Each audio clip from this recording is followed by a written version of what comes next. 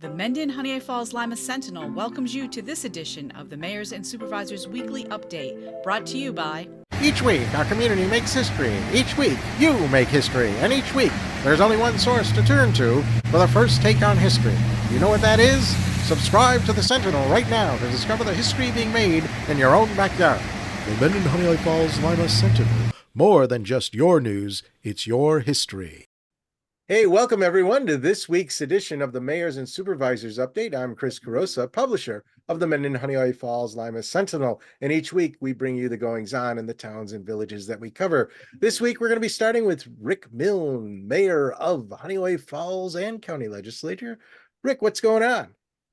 Well, it's always great to be here. Appreciate the opportunity. As far as county goes, it's really right now, it's just business as usual after the first of the year. And I've said this in previous Sentinel encounters with you guys that after the first of the year, we're just gearing up for projects, and a lot of projects are coming forward.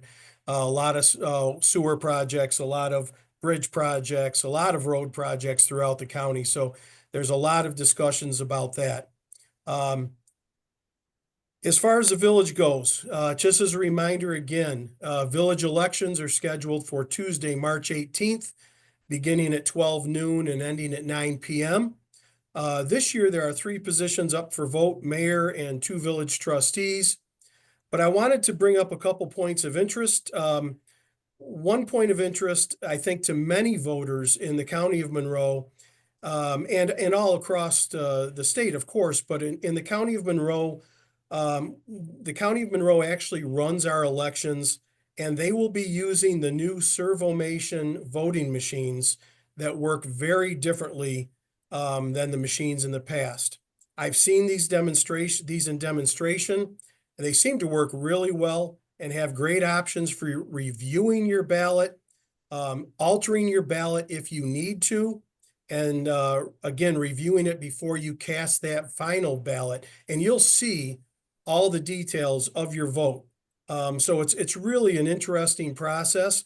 We're being told that there will be up to 5 of these machines in use and approximately 8 support personnel or inspectors on hand for the vote that day. And we think that might be a little bit of overkill as far as the numbers go. However, we think there's going to be added interest in the use of the machines. And I know that Monroe County would like to look at how the machine usage goes and help people through that process. So we're excited to be one of the first actual elections in the area using these machines. And then lastly, just as a point of interest, because we know that a lot of our local residents don't really follow our municipal governments closely and understand how everything is run all the time. So we're going to try to work on putting together some bits of information for the Sentinel and for our media pages. But I think it's important for people to also understand that the village of Honeoye Falls is a village that runs nonpartisan. So what does that mean? It means that we don't register for these elections as Republicans, Democrats, liberals, conservatives.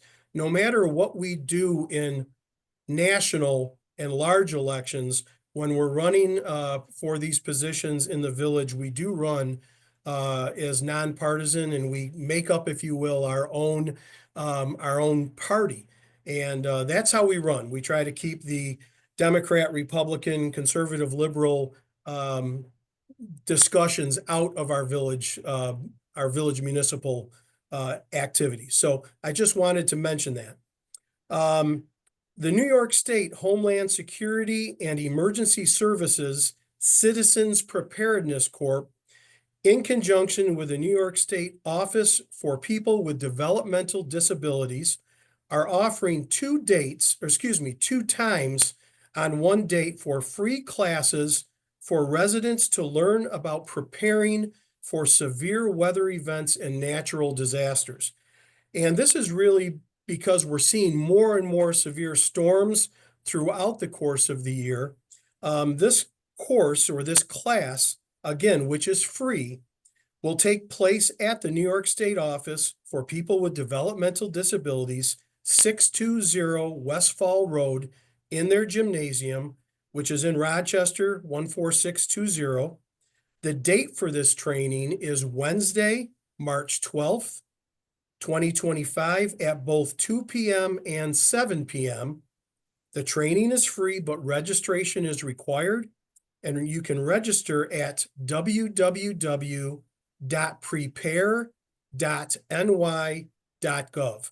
So it's a nice opportunity for people to get some training in how to prepare for severe weather events and natural disasters. Just a couple more quick points. We are excited to know that another restaurant will be coming to Honeoye Falls in the near future. The location is at the old lower mill that was formerly the Rabbit Room. It is being rehabbed, and a new restaurant to support the local business market will be coming. We look forward to a formal announcement by the owner, but are very appreciative of the investment, and it's been a pleasure working with the owner on this project. Lastly, as we near the end of the winter plowing season, the plow damage along village sidewalks and in residential areas from the sidewalk plowing process becomes evident. As a reminder, as spring hits and the weather takes a good turn towards warmer temperatures, the Village Highway Department will work throughout the village to repair the damage and reseed where necessary. This damage does occur each year and is a byproduct of the plowing process. No matter how hard we try, we're always going to tear up some of the side grass along the sidewalks. And a lot of times that is because people do not trim their edges down along the sidewalks. So the plow blade on the sidewalk is actually hitting that grass and pulling some of it up. But we will be around to repair that damage as the weather gets warmer. So just wanted to make sure people remember that and realize that, but we will be around to repair that damage. So with that, Chris, I thank you for the opportunity, and it's always great to see everybody. Thanks, Rick. Over to John in the town of Mendon. What's moving in Mendon? Well, I see some 60s in the forecast in the near future, but just to be clear, we're not opening up the spray park quite yet. Spray Park normally opens for Memorial Day weekend, and we make every effort, depending on the weather, to get it open a little bit before that. So we're looking forward to some nice weather here in the near future. The town is continuing to work with our town attorney regarding the Mendon zoning code. That's something we're constantly working on, updating the code. You never really finish that job. By the time you think you're finished, you need to review it. Let's see, I've met with the town engineer regarding our rectangular fields that are used mostly for soccer down on Semmel Road.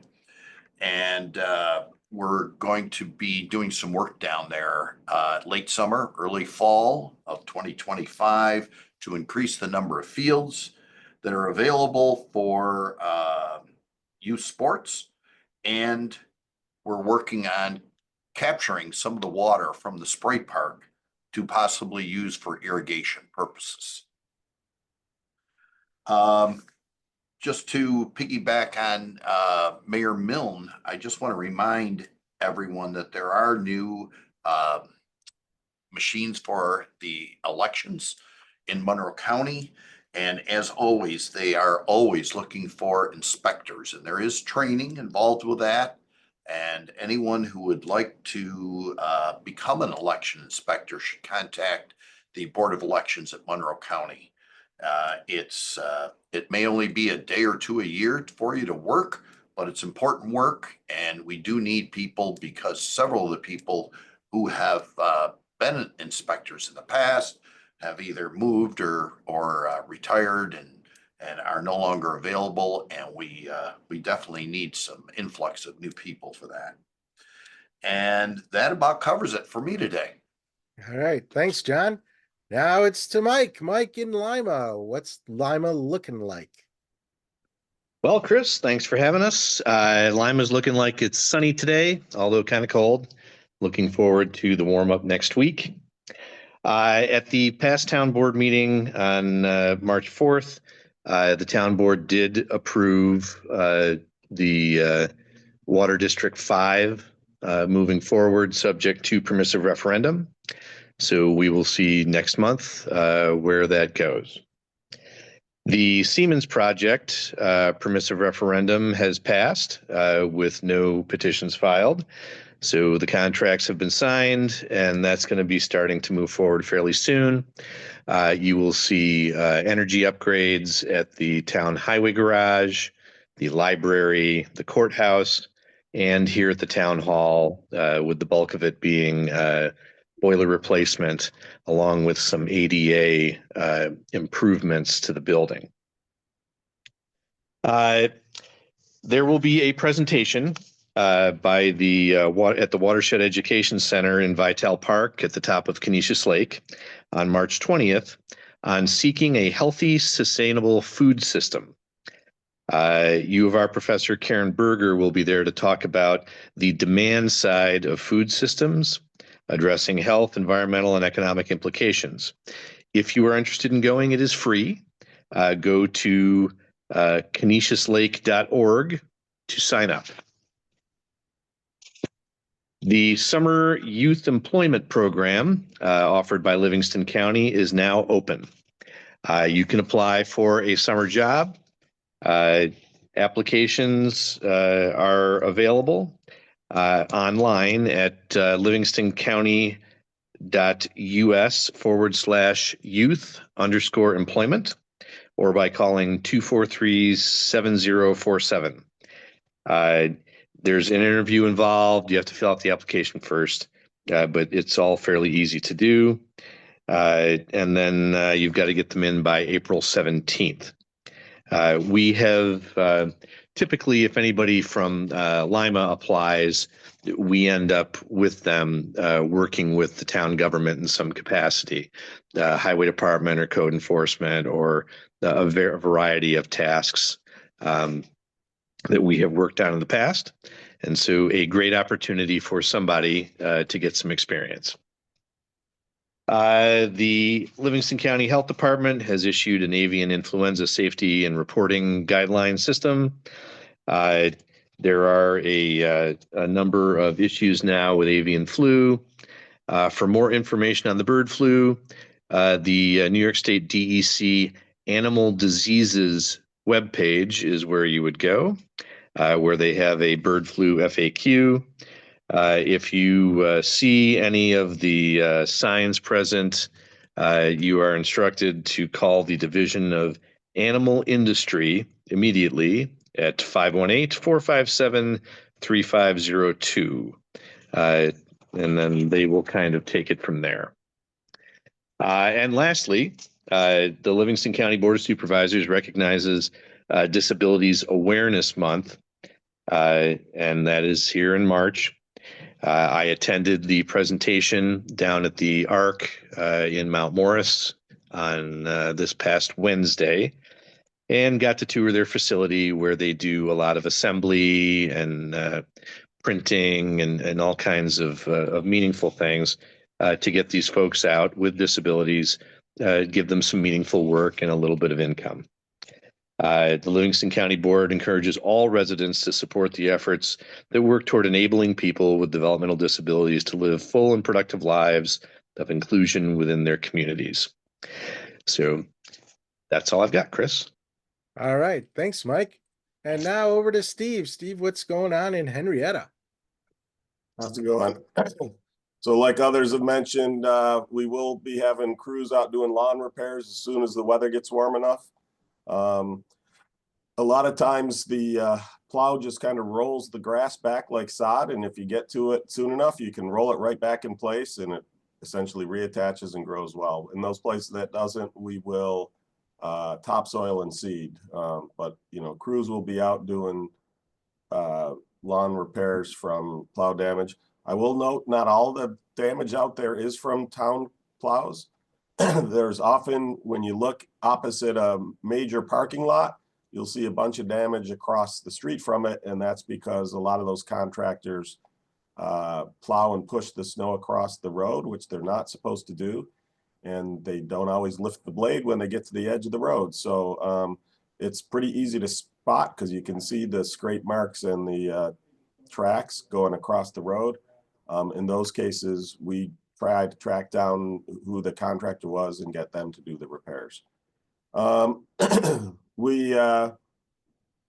The work on the spray park is continuing. We plan to have it open by the time the warm weather hits. The building's largely done, and the pad is in. We have to connect the plumbing. The plumbing was installed for the spray park itself. However, we did not energize it. Didn't make sense to fill it full of water, only to have to drain it. So the water service and the electrical service were just installed. So like I said, that should be done fairly soon. We are working on the replacement for the band shell. We were hoping to have a hard shell up in time for the spring, but the cold winter, in past winters, we'd have been able to do that work through the winter, but this year that we weren't able to do so. So you will probably see the old canvas band shell go back up. We're having some of the tears patched right now. It's really on its last legs. And we'll start installing first designing and then installing the new band shell kind of around it. The plan is to build a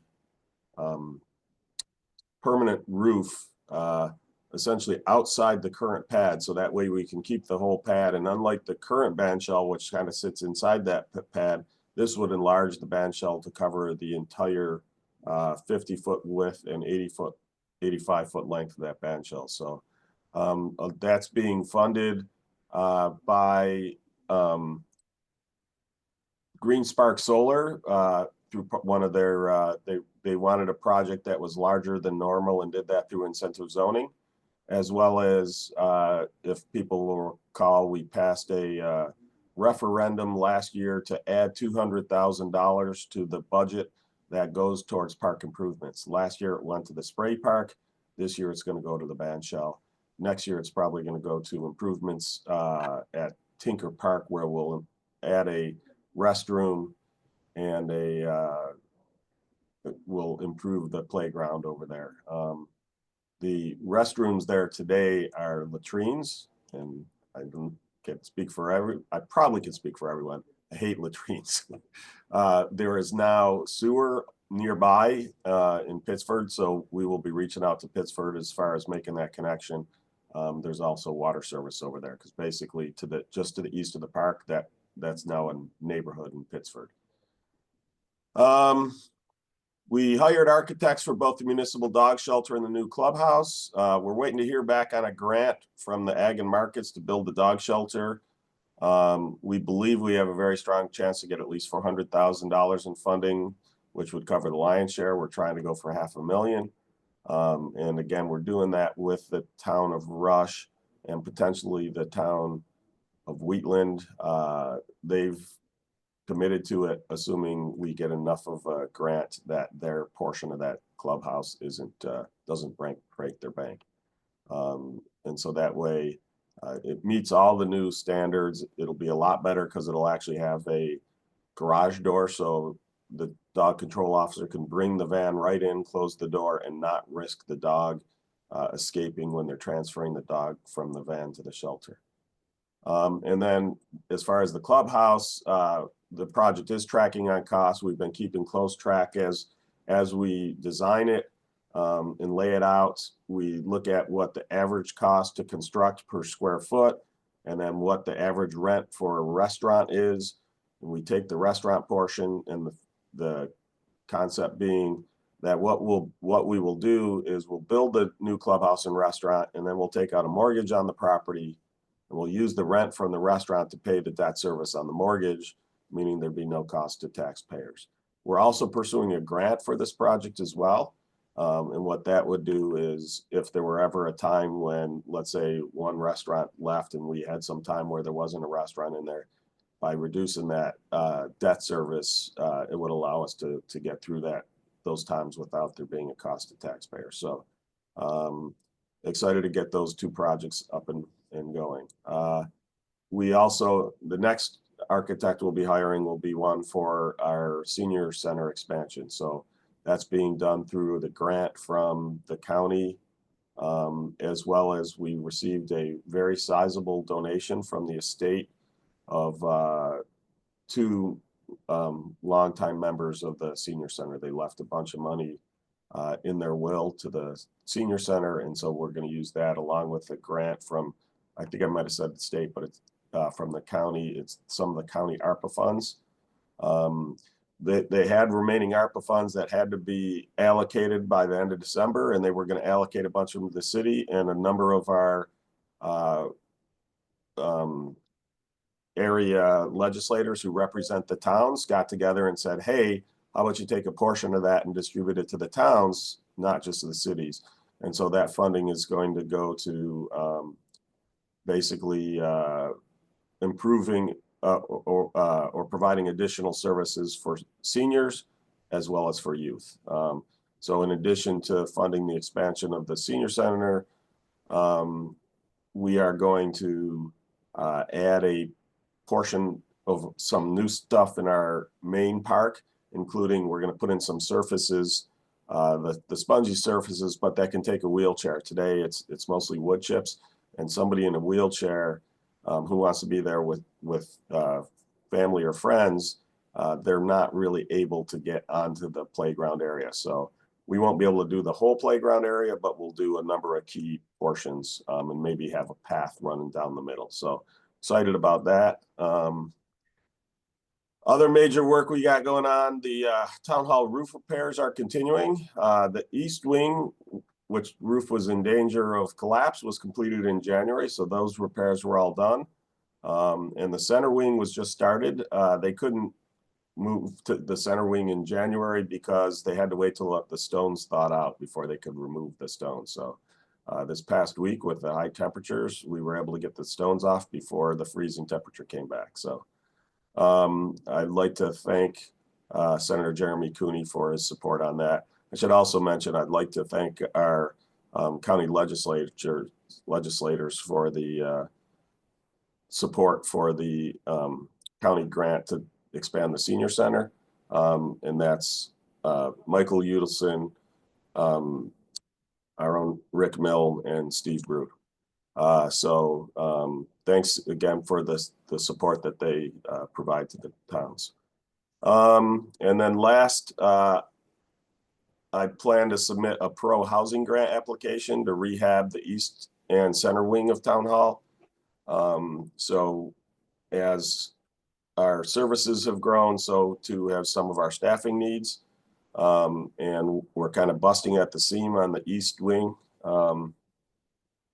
As well as our center wing has some old, I'll call them outdated architectural elements, like, and I'm not talking fancy stuff, I'm talking, they raised the main meeting room 18 inches above the ground to give it grandeur. The problem with that is now I need stairs and ramps to get in there. I can't have emergency exits out of it because it's 18 inches above the grade if you'd step outside. It's actually unexcavated underneath the main meeting room. The rest of the center wing has a basement underneath, but that portion does not. And so our plan is to excavate the main meeting room, drop it down 18 inches, and then we'd be able to get rid of all that stairs and ramp from our lobby, make it much more handicap accessible. We would also put in a ramp up to our dais, because today we don't have any way for somebody in a wheelchair to get up onto our dais. And then we could provide emergency exits straight to the outside, which, you know, it's sad you have to think about these things, but today if there was an active shooter, everybody in that main meeting room would be trapped. And so by being able to have these emergency exits straight outside, we would alleviate that situation. So for those who aren't aware, in the proposed budget from the governor, there's $650 million for projects for pro-housing communities, of which Henrietta is one. Last I knew, there were just under, I think it was about 275, 280 pro-housing communities. Let's assume that number continues to go up, and to make the math easy, it hits 325. That means that's an average of $2 million per town, except that the minimum threshold to be considered pro-housing is 3%. Henrietta was 11%. That's growth in housing. That's new housing added over the last 3 years. So we've had the largest growth of any town in Monroe County and in most towns across the state. So I'm hoping that means we'll get a larger share of the pro-housing funds, because I'd really love to, like I said, revitalize Town Hall. It's a it's a pretty old building. It has some iconic architecture. We'd love to see it survive, but it really could use an interior facelift. And part of that would also be those giant windows in the center wing. They're all single pane. And I always joke that don't touch them with wet hands in the winter because you might stick to them like the flagpole in Christmas Story. So like I said, hopefully we'll be able to get that funding, because I try to do these types of projects without expending any taxpayer dollars. We try to do it with grants, and then we try to use in-kind contributions. Fortunately, we have a lot of very talented staff, and so we can do all the site work and the plumbing, or not the plumbing, but like bringing the sewer and the water and all that work, and that can usually cover the necessary matching grants. So that's what we got on the slate. I'll keep people up to date. I will note we just had our State of the Town address. It is up on the website for those who want to read it. I will also be giving a reprise of it at the Senior Center next week.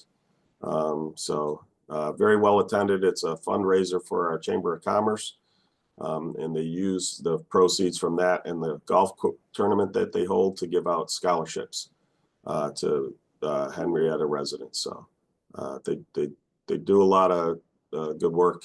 They also help new businesses, especially with, ribbon cuttings, groundbreakings, that kind of stuff. So that's about it.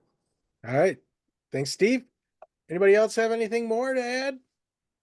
Seeing none, thank you very much, all of you, for being here today. And thank you out there in TV land for watching this. That's right. It airs every Sunday at 1 p.m. on our Facebook page and YouTube channel. Like the page, subscribe to the channel, and those platforms will notify you when the broadcast begins. Otherwise, you can read about it in next week's paper, where we print the transcript. That's all for this week. We'll see you all next week. Bye-bye for now. Have a good weekend.